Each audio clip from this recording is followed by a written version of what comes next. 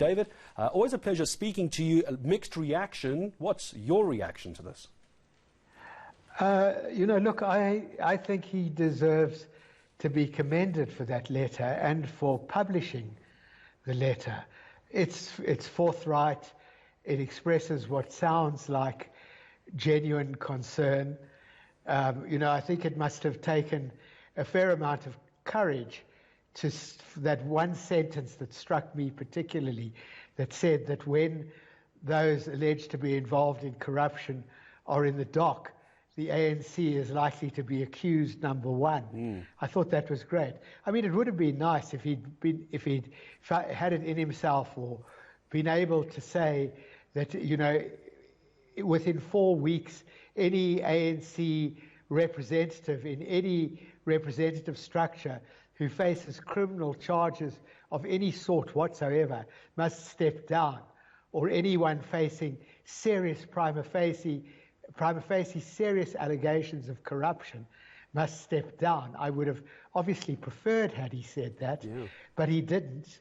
But nevertheless, there's a lot of stuff in there to which he can and must be held. Gareth, I think the real story here is that this goes beyond anything that was said in that letter. And what it's about is that with the ANC composed as it is, there is no chance of getting rid of corruption, as far as I'm concerned. How does he start that, David? How does the president start that? You're saying it's very brave of him to write this letter. A lot of people saying it's lip service. What is the first throw of the dice for the president? What should he be doing? Well, it's to stand firm on punishing people who deserve to be punished, instead of, as is presently happening in the ANC, reinstating them or rewarding them for their transgressions. We have the case of Gumede from KZN right at the moment. Similarly with those two people who effectively acted as the brokers between the government and VBS Bank. I mean, these are people, there are so many ANC people who have faced these charges and get rewarded for them, or certainly don't get punished for them. He would start well by standing firm on that ground. He would institute the lifestyle audits for the entire NEC of the ANC immediately. These are things that can be done easily without any problem whatsoever.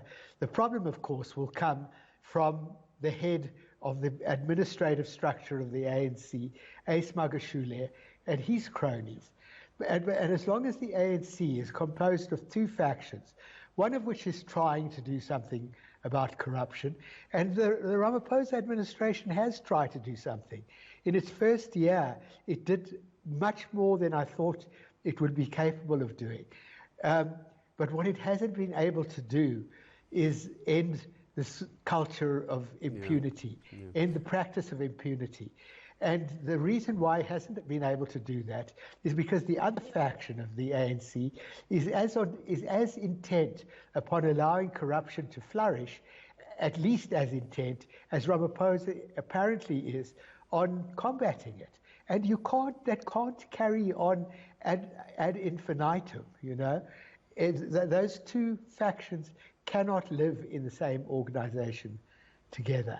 And that's the hard fact of it that I don't know that Ramaphosa has faced up to, but that I think, and my experience and my, walking around the place tells me that there are many, many die-hard ANC supporters who have accepted that. David Lewis, thank you very much indeed.